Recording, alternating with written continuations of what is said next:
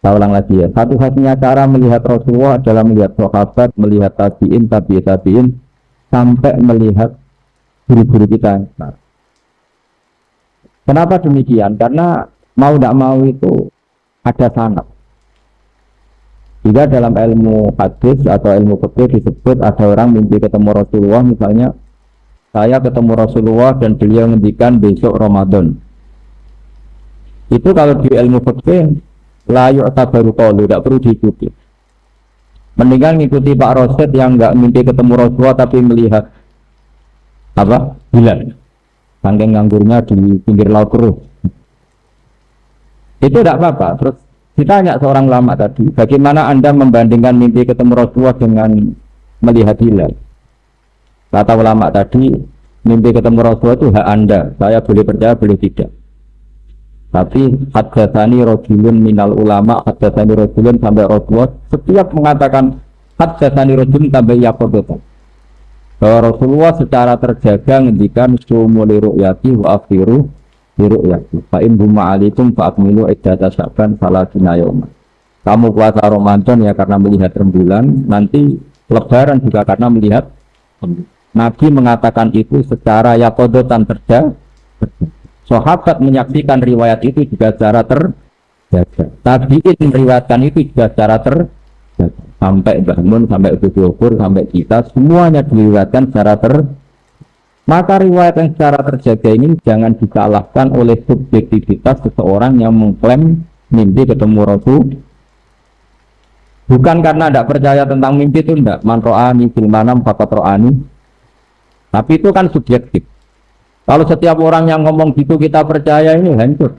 Ya nak sing ngomong habib atau ulama jadi percaya, nak sing ngendikan Pak Rosid tenan ta ora.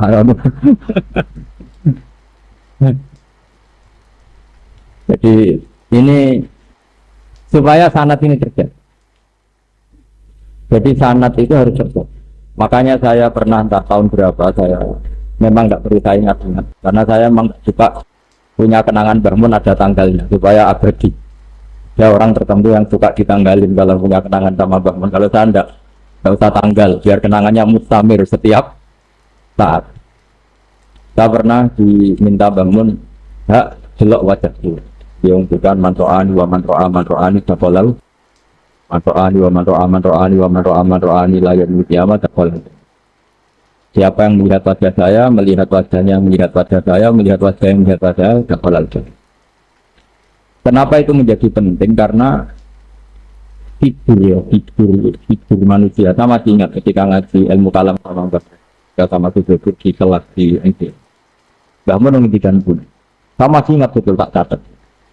Tapi Gusti kalau pada akhirat mau kecelakaan. Nah, justru mau tidur itu Nabi itu unik. Kelihatan bahwa ada nubuah, ada kenabian yang luar biasa. Kalau mau tidur itu ada wiridannya. Saya termasuk orang yang fanatik baca wiridan sebelum tidur. Jadi jangan kira kalau Selasa sholat jarang wiridan, tidak punya wiridan di tempat lain. Itu sangat suudzon yang menyakiti. Saya punya cara sendiri untuk ingat Allah itu, terutama mau. Sampai istri saya itu protes. Gus nak bersolat tahu mau nyekel tasbih api tidur. Saya itu punya tasbih lupa jumlah. Semuanya di kamar tidur. Ini sekaligus ijazah entah pamer kebaikan tidak tahu. Pokoknya sudah lebih nonton saja. Baru iblis. Karena mau tidur saya pikir kalau tahu-tahu saya bangun terus ketemu mungkar nakir terus kayak jika Rasulullah itu ngajari kita luar biasa. Bismika wa du'tu jambi wa bismika arfa'u. Kalau mau tidur doa populernya apa? Bismika Allahumma ahya bismika amut. Hafalnya gitu tok. Saya hafal banyak. Allahumma rabbas samawati sab'i wa rabbal arsyil azim rabbuna wa rabbu kulli syai' falikal habbi wan nawa. Allahumma antal awalu falaysa qablaka syai' wa antal akhiru falaysa ba'daka syai' wa antal zahiru falaysa fawqaka syai' wa antal batinu falaysa. Saking kadang takutnya sama Allah akhirnya enggak bisa tidur. Kadang sampai setengah 4 apa terus tidur baru setengah jam terus tidur. Jadi kalau melihat tren itu kayaknya saya bakat wali gitu. Kalau trennya seperti itu terus. Tapi sayangnya tren seperti itu jarang makanya terus tidak jadi wali-wali. Tapi saya ingatkan ke jenengan, sanad-sanad seperti ini tuh yang mungkin Anda lupa. Anda hanya ingat sanad misalnya ya Mu'ad Inni uhibbuka fakul dubura kulli sholatin atau fala tada'anna dubura kulli sholatin Allahumma inni ala zikrika wa syukrika. Kamu lupa bahwa saat paling krusial dalam hidup Anda itu tidur. Jika disebut wa min ayatihi manamukum billaili wan, itu dari segi krusial gawat darurat, setiap saat Anda bisa mati. Belum urgensinya tidur untuk melawan maksiat.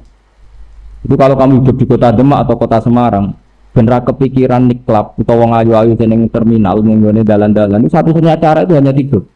Kowe nak melek tetep jelalatan tak jamin. Masuk ke ngarep masjid Demak nggo tasbih gede-gede. Eleng pangeran mbek delok wong liwat tuh keleng di kira-kira. Jadi tidur itu perlawanan terhadap maksiat. Sehingga saking hebatnya tidur sampai dijadikan ayatnya Allah, mana mukum billaili. Saya berkali-kali matur barokahnya usul fikih adalah kita belajar dulu. Saya pernah musyawarah sama gubernur tentang usul fikih. Usul fikih itu ada makalah. Mubah itu enggak. Sebagian ulama berpendapat mubah itu. Karena setiap mubah saat itu Anda pasti meninggalkan keharaman. Isma min mubahin ila wa yatahaqqaqu bihi wa haram mimma. Tidak ada kemubahan kecuali saat itu kamu meninggalkan kehara. Anda tidur, berarti Anda taroktal maksiat. Anda tidur, berarti Anda meninggalkan maksiat. Enggak nyolong, enggak dugem, enggak zina, enggak maling, enggak ngerasani orang. Jadi tidur itu anggap saja, ya Rob, ya Allah saya mau tidur. Tidur itu ibaratun antarkil ma'asi.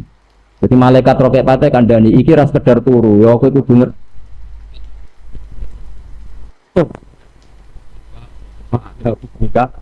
Ayo roke patit itu anggap ini kiat meninggalkan turun 6 jam, berarti tidak maksiat 6 jam. Meskipun akhirnya maksiat karena bangun jam 7, artinya maksiat rasubuh gitu. Tapi betapa krusialnya ulama. Ulama lah yang mengajarkan kita tidur itu rohatan lil abdan, untuk istirahat, kita pulih lagi, kita kerja lagi. Pak Bupati bisa ngantor lagi, Pak Kapolsek, Kapolres bisa ngantor lagi. Semuanya aktivitas tentara bisa ngantor lagi. Memulihkan kekuatan itu ibadah. Meninggalkan maksiat karena tidur juga ibadah. Tidur saja ibadah. Ini barokatnya umatnya Rasulullah Shallallahu Alaihi Wasallam. Senyaman itu. Coba kalau kamu jadi umatnya Nabi lain, wah itu beratnya bukan main. Dan itu sesuatu yang dimintakan Allah, dimintakan Rasulullah kepada Allah, yaitu Rabbana wala tuhamilna ma la taqata lana. Termasuk la tahmil alaina isran kama hamaltahu 'alal ladzina min qablina. Jangan bebankan ke umat kami sesuatu yang seperti engkau bebankan pada umat dulu. Umat dulu itu kalau mau tobat, kayak umatnya Nabi Musa pernah nyembah anak sapi, itu yang pernah nyembah tobatnya dibunuh. Liyaqtulal bari'u minkum al mujrimah, yang terbebas dari menyembah anak sapi disuruh bunuh yang pernah menyembah anak sapi. Fatubu ila bari'ikum faqtulu anfusakum. Mau beratnya kayak apa? Kalau orang sekarang tobat cukup tuan Pak Rosid salami template 100.000, dipandu caranya tobat 2.000 Pak. Nomor itu penting. Nomor loro seneng kiai. Seneng aku maksudnya. Itu kalimatnya jelas. Itu pokoknya yang jelas gak usah dibunuh. Gak usah apa? Gak usah apa? Dibunuh. Jika tidurnya umatnya Rasulullah itu luar biasa, terutama tidurnya orang puasa. Tidurnya tasbih, tidurnya ulama juga tasbih. Karena dengan tidur itu kita tahu alamat kematian. Di mana kita masih di dunia saja punya kondisi di mana kita tidak bisa menentukan diri kita sendiri. Dan itu awal dari kita mengimani la haula wala quwata illa billah. Jaga koyok ngono, ternyata ada kondisi di mana kita tidak bisa mengendalikan diri kita sendiri. Makanya disebut wa min ayatihi manamukum billaili wan. Yang bisa menganalisis itu siapa? Ya ulama. Ulama kok tahu karena punya sanad musalsal ila Rasulillah sallallahu alaihi wasallam. Hingga uniknya kenapa tidur itu sakral? Coba semua nabi di antara wahyunya itu lewat apa? Semua nabi di antara wahyunya lewat apa? Tidur, lewat mimpi. Inni ara fil manami anni atbahuka fanzur madza. Maka mimpi ini harus dikelola secara baik. Yaitu kalau kamu mau tidur, wudu dulu, baca tasbih, terus tinggalkan semua dunia. Anggap saja ini pemanasan kematian. Itu insya Allah mimpinya sip pokoknya. Paling dikejar-kejar dajjal, dajjalnya bertemplung kali insya Allah. Tapi kalau kamu tidur gak wudu, raiso turu terus raiso turu mangan sik ben warak ben iso turu. Insyaallah dikejar dajjal kecekel. Akhirnya ngelindur tak karu-karuan karena tadi sanad seperti itu yang punya siapa? Hanya ulama. Ada lagi satu contoh, ini sudah hampir 20 menit. Itu saya pernah ngaji Durarul Kalami Syafi'i, mutiara-mutiara ngendikan Imam Syafi'i. Itu ulama itu mesti ngendikan tuh unik.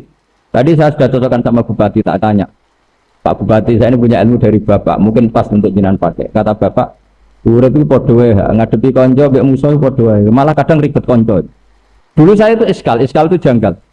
Tapi setelah ngaji Durarul Kalami Syafi'i yang ada di Muqaddimah kitab Majmu', Muqaddimah Syarhul Mu'adzab Imam Nawawi. Imam Syafi'i nak ngendikan gini, man ahsana ilaika faqad qayyadaka.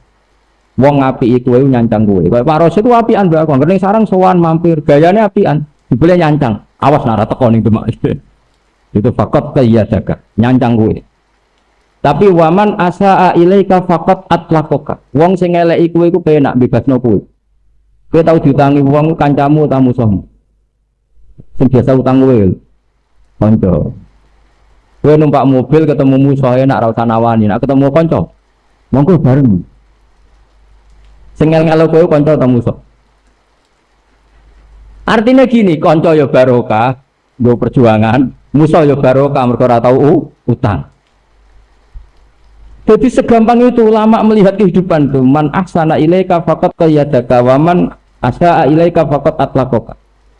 Jadi akhirnya kita hidup tuh berkah terus. Di konco ya enak kata kula di konco bojo purna, kula mboten saged fikih musyawarah, ora iso tasawuf musyawarah. Di konco Pak Rosid, konco rai sederhana. Pokoknya duit. Tadi kurang contoh. Kalau rai Arab kan enggak sederhana, Pak. Wajahnya mewah terus. Ekonominya juga sederhana. Saya sama Rosid sama-sama kakak. Jadi tadi contohkan kan bojo pur sama Gus Baknya ngepit. Memang saya sering sama bojo pur ngepit sampai sekarang masih. Bukan karena miskin yang jelas itu pilihan itu. Jadi ulama itu segampang itu melihat kehidupan. Saya termasuk kiai muda yang nggak takut mati, bukan karena yakin di surga gitu, karena saya sering baca berdoa. Allahumma ya Allah, kata Rasulullah, kamu harus berdoa ya Allah, ij'alil hayata ziyadatan li fi kulli khairin wal mauta rohatan li min kulli syarr. Mungkin sekarang kita ada zina, mungkin sekarang kita ada korupsi, mungkin sekarang kita ada maling, tapi potensi itu tetap ada. Yang bisa ngakhiri itu apa? Kematian.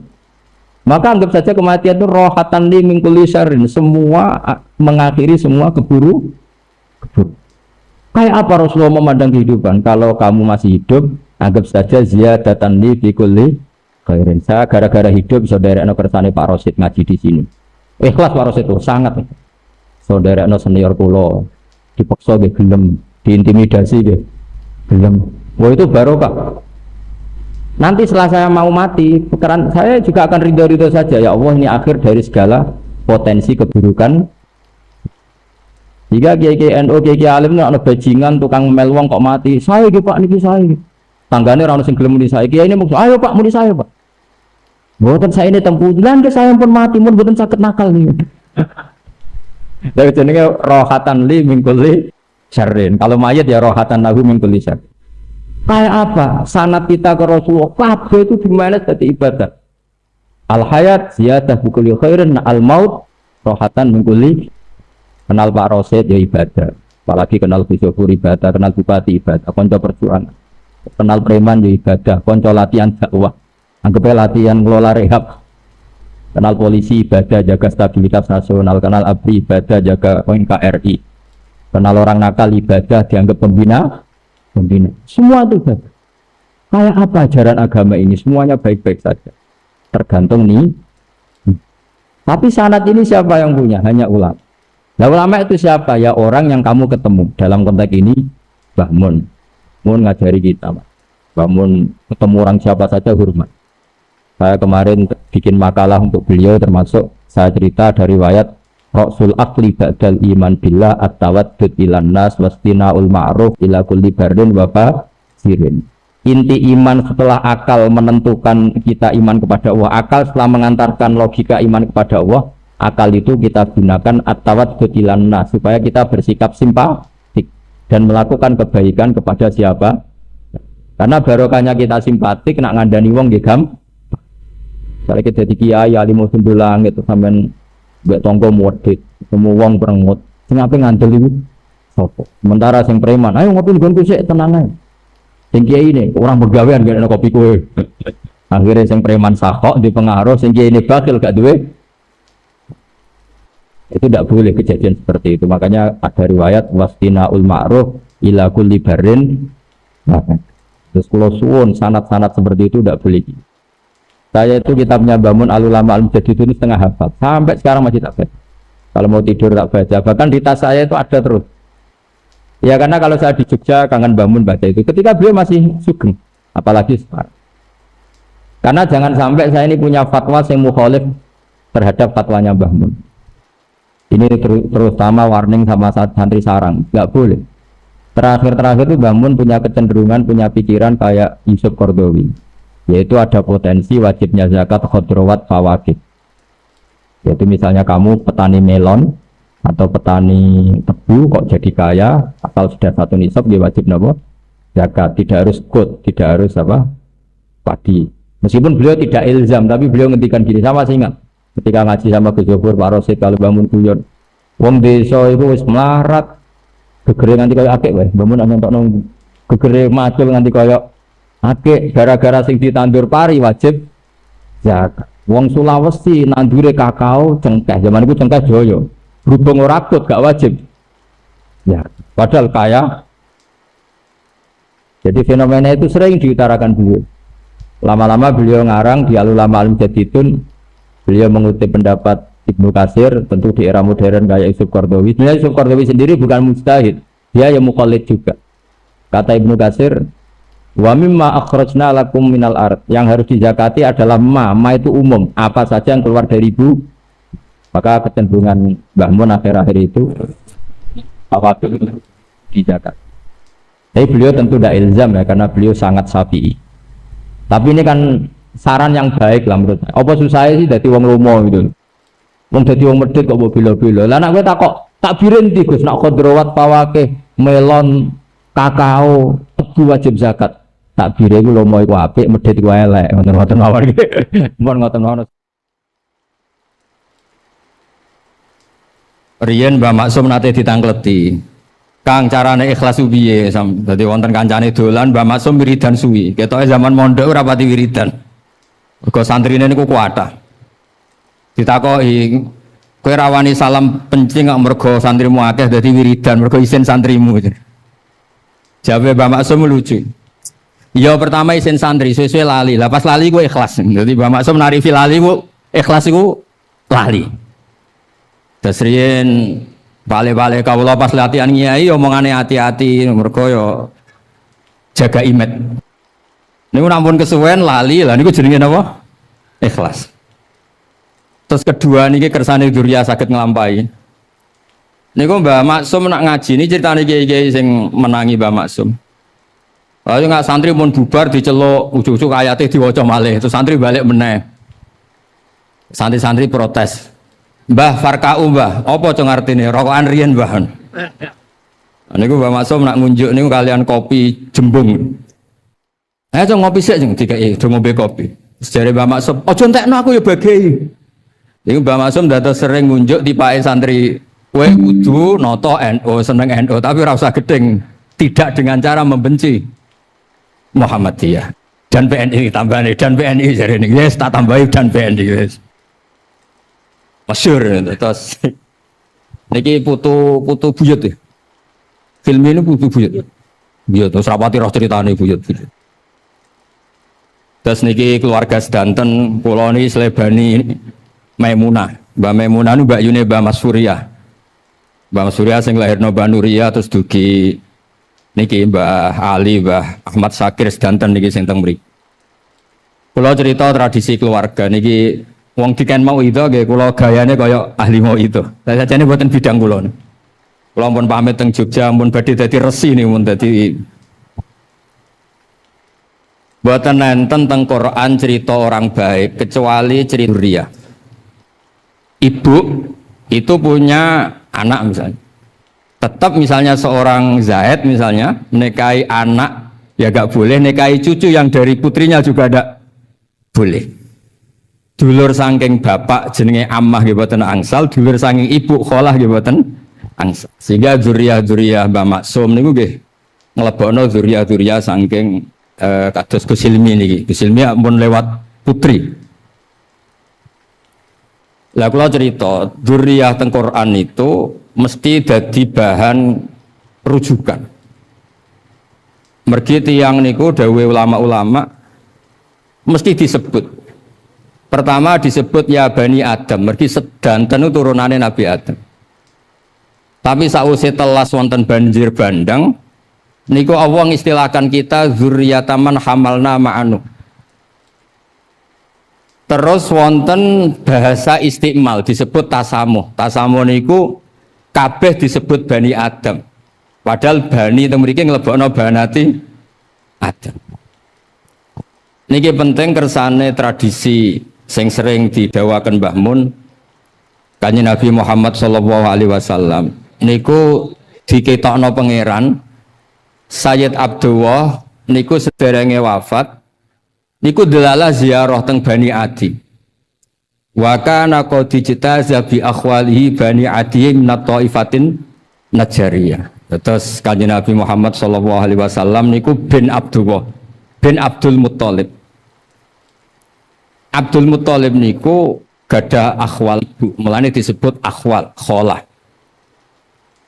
Terus jarene mergo ganteng terus. Terus gadah anak asmane Fatimah niku mbah kula. Terus kula suwun keluarga Bani teng mriki derek Bani Abdul Aziz napa Bani Basambu sedanten niku sing seneng ilmu.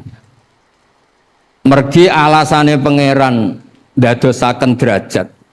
Kula baleni malih. Alasane pangeran ndadosaken derajat teng Nabi wa Khalilur Rahman Ibrahim niku disebut wa ja'alaha kalimatam baqiyatan fi aqibi. Pak Kapolres, monggo sekitaken. Monggo Pak Dandim, nggih. Niki Pak Dandim, Pak Kapolres pun rawuh monggo sekitaken. Dzurriyyah niki ingkang dipasrai nguri-nguri perjalanan kultur, perjalanan sakofiyah atau sakofa. Kalau cerita sekedhik misalnya ngeten, Gus-gus iku kathah sing ra duwe dhuwit. Tapi asal ijek salat wong tuane senenge ra karuan, mergo ijek salat. Kadang-kadang nggih seneng politik, rapati kasil lah senang-seneng, tapi anggere ijek mulang takrib niku ya seneng wong tuane, ijek mulang takrib. Dados keluarga besar kita ini alhamdulillah senenge niku nak krungu putu iso maca takrib, iso maca sulam safina. Sulam supinah lah cara wong kuno. Ajane ki rada keliru no. Sulamut taufik mek safinatun najah, tapi kayak kuno diringkes dadi sulam supinah. Ora muni safina sulam. Lah kula ajane ya rada pinter tapi melok goblok mergo ya ora. Tugale nasibe kitab Ihya, ana mudhofileh diwaca rafa terus kitab Ihya. Ngaji apa? Ihya Ulumuddin. Jajal sampean waca jer ora bingung Mas ini. Ihya Ulumuddin malah kaget. Kabeh maca Ihya Ulumuddin. Jadi ana mudhof rafa ya ning Jawa niku. Lah kene ape sosokan pinter sawangane kok keminter. Dadi melok goblok kaya kok kepenak. Ngaji sulam supina. Padahal sulamut taufik kalian safinatun najah. Tetes kula suwun niki pale-pale kula boten niat ngandani cerita teng anak-anak teng minduan-minduan kula ming telu. Tradisi ilmu ini harus kita jaga. Mergi boten enten sing abadi teng donya kecuali ilmu. Dawuh Imam Saroni li annal ma'arifa la tuslabut. Karena ma'rifatullah itu tidak bisa didedel. Sebab niku tiang-tiang alim niku orang yang enggak pernah diskusi tentang sul khotimah. Karena kalimat thayyibah itu tidak bisa dibredel. Kula ulang ya, kalimat thayyibah itu tidak bisa dibredel. Jadi misalnya salah jenengan kaya apa aki dokumen kesalahan kita kayak apa susah, kayak apa banyaknya. Ketika di dokumen kita, monggo Habib Ahmad, Masya Allah. Ini sama Mas Arwan ya. Ahlan wa sahlan Habib Ahmad Al-Habsyi.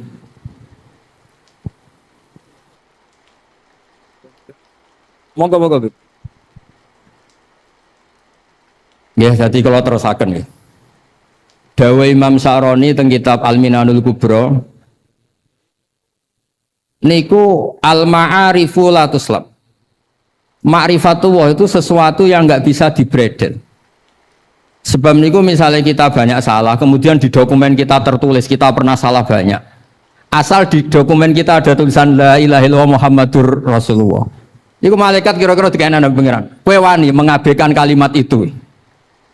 Nggih mboten wonten Gusti. Ya wis nek kowe rawani ngabekno itu saja yang dipertimbangkan, jangan yang lain. Lah niku hadil ummah niku untuk rukhsah, ya rasa dipraktekno, mau cerita untuk rukhsah. Mangko la ilaha illallah dakhalal jannah. Sampai ana pertanyaan saterusé niku rasa diterusno ribet kemarin. Tapi apapun niku masuk akal. Mulane teng kitab niki gurune Habib Ahmad teng kitab Sayyid Muhammad Abdul Farad wonten judul Al-Bitaqah. Dan itu kalau cek teng Musnadu Ahmad. Jadi ada beberapa riwayat yang diceritakan Sayyid Muhammad. Niku wonten tiyang niku duwe kesalahan itu 99 bok. Terus setiap satu bok niku maddul basar sepanjang mata melihat saking akeh dan itu jumlahnya 99. Terus Dawe pangeran, kowe roh salahmu iku. Nggih Gusti. Dan pangeran itu sangat demokratis, takokane bener, adzolamat kata bati. Jangan-jangan malaikatku sentimen. Jadi kena salah ditulis, nak bener gak ditulis. Mboten Gusti, pancen kula salah tenan. Walhasil terus orang itu putus asa, terus dawe pangeran itu unik. Wes ki tenang ae. Pangeran ngambil satu kotak jam, kecil sekali satu kotak jam tangan. Gak apa-apa. Kamu ndak akan kalah. Innaka la tuzlam, kamu ndak akan kalah dak. Terus si orang ini tanya, ya Rabbi mahadil bitaqah mahadil sijillat. Dokumen sebanyak itu kesalahan 99 dan semuanya sepanjang mata melihat dengan satu kotak jam. Kotak jam itu dibuka la ilaha illallah Muhammadur Rasulullah. Niku tenggene kitab-kitab fatosat as-sijillat. Semua dokumen kesalahan itu dibanding kafatul mizan sing wonten la ilaha illallah niku ambles. Menang la ilaha. Sedawe rawi-rawi niku fala yaskulu ma'asmillahi ta'ala syai'un. Tentu lafadz Allah ini tidak akan diperbandingkan, tidak akan dikalahkan oleh apapun. Kalau malaikat kira-kira diomongi didawi, kowe wani mengabaikan la ilaha illallah. Dan itu terus dados adat teng tradisi NU pesantren tahlilan. Soal mari mangkelo mergo kesuwen niku ya. Sakjane nek sediluk niku seneng. Mulane kula niku radi keberatan ana tahlil suwi. Wong siji wae mlebu swarga kok suwene ra karuan cara kula. Cara kula niku ya apa nak diwalik siji wae mati apa meneh akeh. Tapi nak jenis kaya kula siji wis cukup kok akeh kula opo gitu. Tapi yang jelas niku sae mawon. Nah niki cerita-cerita kersane wau kula ngutip cerita-cerita Mbah Maksum, cerita-cerita tradisi. Tapi yang jelas di tradisi kiai duriyah ngoten wae. Duriyah teng tradisi kiai sing disebut kitab I'anatul Thalibin, sing disebut kitab-kitab kita karena kita ini dekat sekali. Riyen sahibul I'anah asmane Said Abi Bakar Sato. Niku gadah murid-murid teng mriki namine Syekh Mahfud. Syekh Mahfud gadah murid keluarga mriki sedanten nate ngaos Syekh Mahfud. Syekh Mahfud gadah putra asmane Gus Muhammad. Riyen ngaos teng pamane Badim Yati Termas terus manggen teng Budi ini Betengan gadah putra Ki Harir. Gus Muhammad itu riyen alim hafal Quran sing golekno jodoh nggih bae Gus Zaim Gus Kiai Maksum. Dintukno wong sugih Demak. Duriyah Mbah Mahfud Termas akhirnya teng Budi Betengan Budi Demak. Terus teng Sedan wonten Sayyid Hamzah Sato niku gadah mantu namanya Habib Haidar. Haidar niku Al Hasani, Bu. Habib Haidar niku Al Hasani Al Jilani terus Dahlan ya. Niku mantunipun Sayyid Hamzah Sato sing ngarang biografine Mbah Maksum. Purun mbah ngarang biografine Mbah Maksum. Ngarang Gus Zaim mboten purun kok sing. Terus temriki niku alhamdulillah Sayyid Hamzah niku Hamzah niku bin Abdullah bin Umar. Sayyid Umar Sato itu kakakipun Sayyid Abi Bakar Sato. Niku gurune Mbah Mat Sarang, Mbah Maimun. Terus insyaallah sanad-sanad teng mriki valid. Sanad ilmu nih Gus valid, sanad politiknya valid menurut gue sampean begini. Pokoknya sanad politik argumentasinya nih gue boh sepundi pokoknya Izzatul Islam wal Muslimin gitu. Soalnya hasil nih kulo nih radi mukroh digangkan balik kulo, jadi balik nih gue yo ngongkon berhak tapi yo kudune sakit ponaan bareng kulo nih pun niat uzlah kulo nih sinau terus kulo sinau nih gue gampil teori nih. Niki saya Ahmad ngertos banget, kulo nih sergep. Mu'allafatu Sayyid Muhammad bin nanti pernah kula waos di depan Sayyid Ahmad. Karena kula niku butuh ulama min ahlil bait, min ahli baiti Rasulullah sallallahu alaihi wasallam yang punya keberanian ketika ada muskilat. Sehingga keberanian ini tidak dianggap liberal tapi dianggap rukhsah minallahi ta'ala. Misalnya ar-ramyu qabla zawal. Riyen itu kan sampai tragedi Al-Mu'asim Jamarot karena semuanya ingin ramyu ba'das zawal di waktu yang sama di titik yang sama. Dan Sayyid Muhammad akhirnya punya bab khusus di Al-Hajju Fadail wa Ahkam tentang ar-ramyu qabla zawal. Dan itu menjadi halul muskilat, mengurai semua problem. Begitu juga tentang tawaful haid. Sayyid Muhammad di bab itu punya judul namanya tawaful haid. Karena kasihan kalau dulu kan orang bisa nunggu rombongan, kalau sekarang kan enggak bisa. Kayak apa? Barokatu ahlil bait yang ngarang kitab-kitab sing muskilah yang dulu enggak kebayang orang berani fatwa ramyu qabla zawal, juga enggak kebayang dulu orang fatwa tawaful haid. Tapi ketika Sayyid Muhammad membuka itu dengan argumentasi yang luar biasa, dengan kitab-kitab rujukan yang luar biasa, akhirnya gini ku suatu yang keniscayaan dan kita sebagai muhibbin beliau ngendikan itu terus menerus sehingga itu saya itu sudah lupa Habib Ahmad entah berapa kali kalau nyetak kitab itu karena permintaan KBH supaya mereka nyaman kalau ada ramyu qablas.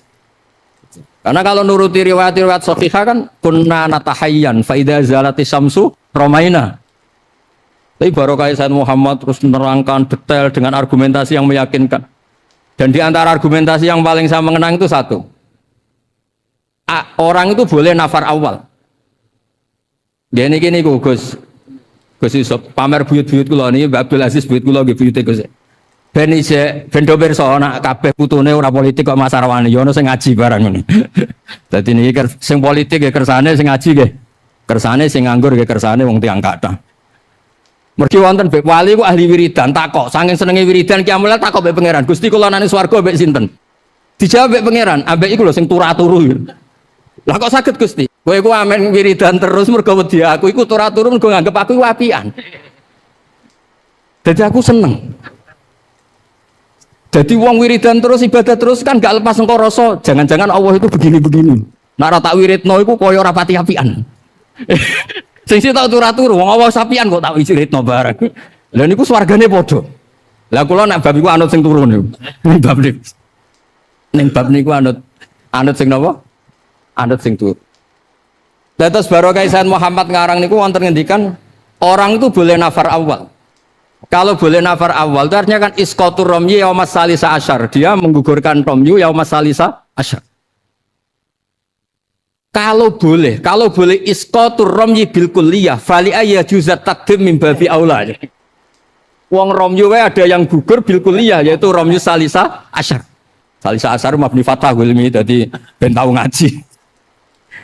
Ini kan bapaknya ahli sorop ahli nambu anak era DPD jelas nih. Tuh kok istiadat Duriya Abdul Aziz ini politik ini DPD. Tuh kok serarah ulon. Untungnya ulon buatan setuju ya. Jadi orang yang ngaji. Nah, setuju kabeh politikus kabeh tutup lasem nih. Tapi orang yang politik ya tutup juga ya. Pokoknya ngoten wa ta'awan. Jadi kata Sayyid Muhammad ngendikan jika iskotur romyi yaumas salisa asyar itu boleh padahal iskot bil kulliyah digugurkan secara total. Fali ayat juzat takdim min babi aula. Apalagi ini hanya takdim. Sehingga terus barokahnya itu yang dulu kiai-kiai Jawa enggak nerima niku beb karena takut paham macam-macam. Ketika muridnya Sayyid Muhammad menjelaskan itu saya muhibbin termasuk ikut menjelaskan masal. Akhirnya itu masif dan diterima. Ya alhamdulillah terus halul muskilat semuanya jadi ya terurai. Ya ngoten wae. Assalamualaikum warahmatullahi wabarakatuh.